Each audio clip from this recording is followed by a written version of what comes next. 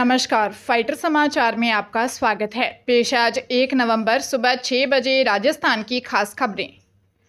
राष्ट्रीय शिक्षा नीति 2020 के तहत शिक्षा मंत्रालय के स्कूली शिक्षा एवं साक्षरता विभाग की ओर से एक राष्ट्र एक विद्यार्थी आईडी की पहल की है। प्रदेश के सरकारी एवं निजी स्कूलों में काम शुरू हो गया है।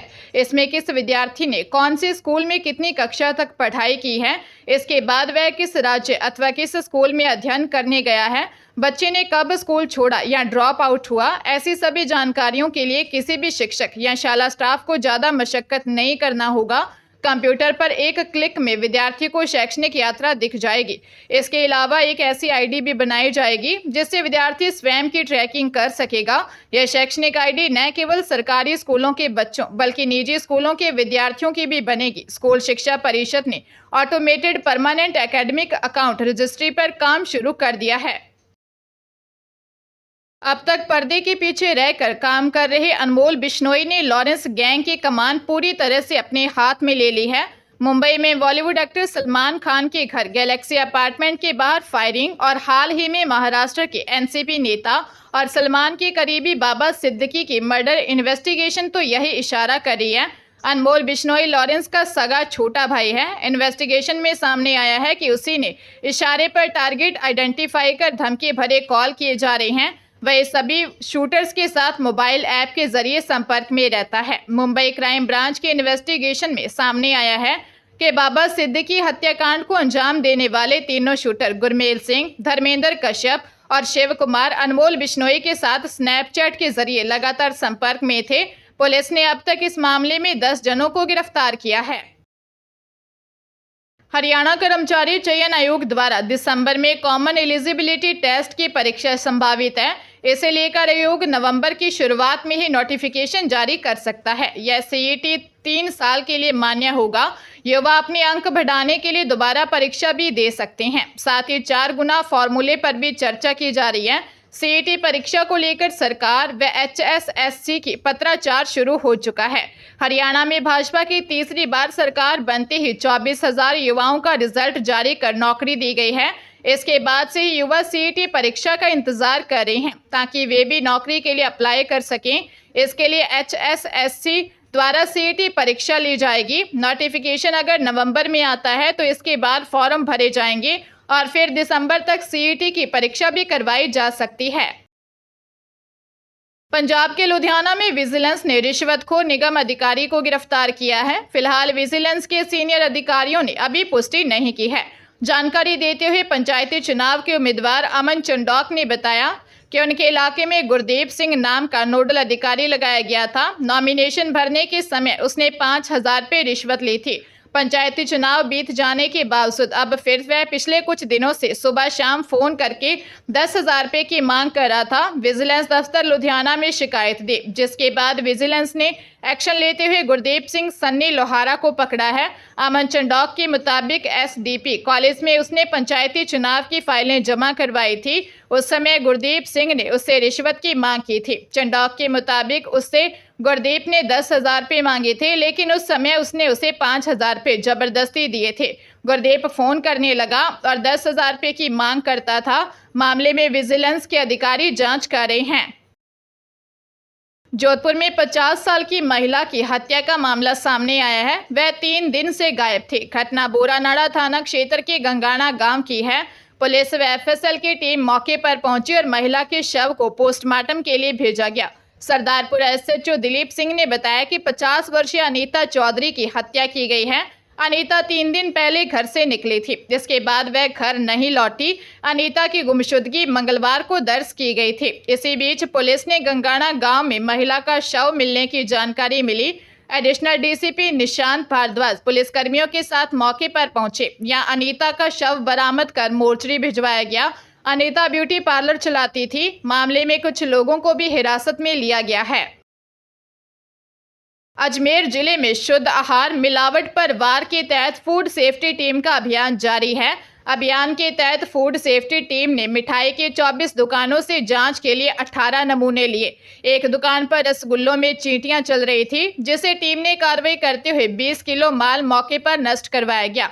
फूड सेफ्टी टीम अब तक 2000 किलो खाद्य सामग्री नष्ट करवा चुकी है। सीएमएचओ ज्योत्सना रंगा ने बताया कि निगरानी के तहत धूप में रखी मिठाइयों को दुकान के अंदर रखवाया गया। एक दुकान में रसगुल्लों में चींटियां चल रही थी। लगभग 20 किलो को मौके पर नष्ट करवाया गया। रंगा ने बताया कि दीपावली तक अभियान में टीम द्वारा 107 नमूने लिए गए, जिसमें मिठाइयों के 51, मावा के 10 व अन्य 40 नमूने लिए गए। लगभग 2000 किलो खाद्य सामग्री नष्ट करवाई गई और 1500 किलो सामग्री सीज की गई है। हनुमानगढ़ जिले में बाइक पर सवार होकर आए 2 युवकों ने दिन दिहाड़े लूट की घटना को अंजाम देते हुए एक दुकान से नकदी लूट ली। घटना भादरा थाना क्षेत्र में हुई। घटना का पता चलते ही पुलिस मौके पर पहुंची।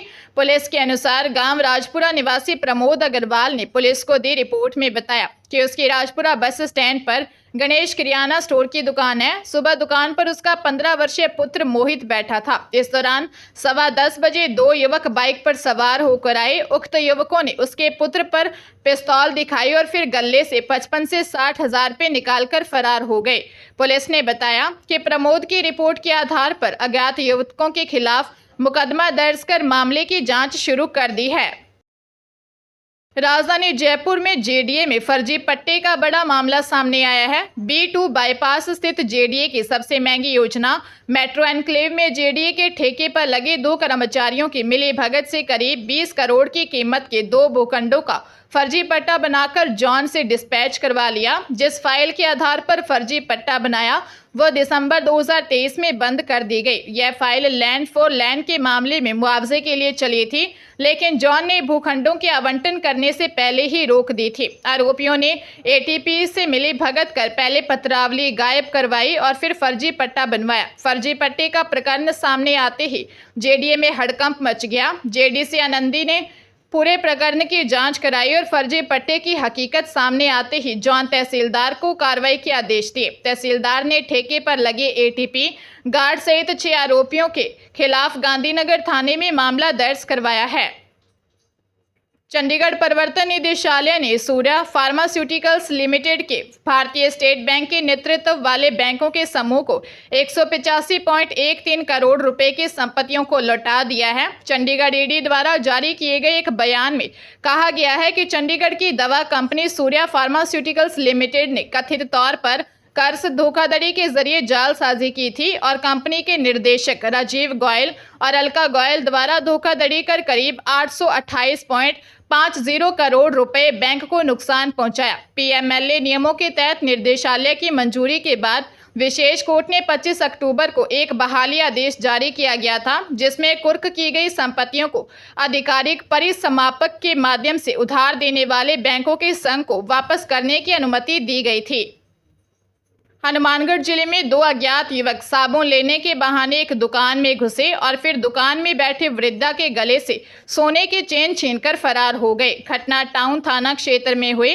पुलिस के अनुसार हनुमानगढ़ के वार्ड नंबर 25 में रहने वाले 63 वर्षीय रमेश कुमार अग्रवाल ने पुलिस को रिपोर्ट देते हुए बताया कि रात को उसकी दुकान पर बाइक सवार 2 युवक आए। उस दुकान पर बैठी पत्नी भी बैठी थी, जिसकी गोद में उसका पोता था। इस दौरान एक युवक बाइक से उतरकर दुकान में आया और साबुन मांगी। रमेश कुमार ने बताया कि जब वह साबुन लेने के लिए गया तो इसी दौरान एक युवक उसकी पत्नी के गले में पहनी 2 तोला सोने की चेन छीन ली और फिर दोनों युवक फरार हो गए। पुलिस घटनास्थल के आसपास लगे सीसीटीवी कैमरों की फुटेज खंगाल रही है।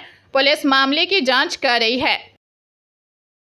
अजमेर के दरगाह थाना क्षेत्र में स्थित घर में चोरी की वारदात सामने आई है। चोर ताले तोड़कर घर से सोने चांदी के जेवरात और लाखों रुपए नकदी चोरी कर फरार हो गए। पीड़ित अपने परिवार के साथ दावत पर गया था। दरगाह थाना पुलिस के अनुसार गौसिया कॉलोनी बड़े पीर रोड निवासी मुजफ्फर भारती ने दी रिपोर्ट में बताया कि वह अपने परिवार के साथ रिश्तेदारों के यहां दावत पर गया था। घर में सिर्फ उसके पिता और उसकी बहन थी, जो निर्जला मंजिल पर रहते हैं। पीड़ित ने बताया कि उसके छोटे भाई मुनव्वर अली के कमरे की कुंडी को काटकर अज्ञात चोर घर में घुसा और अलमारी से ताला तोड़कर सोने की 3 चेन, सोने के 5 पेंडल, 2 हाथ फूल बाती, 5 छोटी बड़ी अंगूठियां और 3.5 लाख रुपए नकदी ले गए। पुलिस ने मुकदमा दर्ज कर जांच शुरू कर दी है।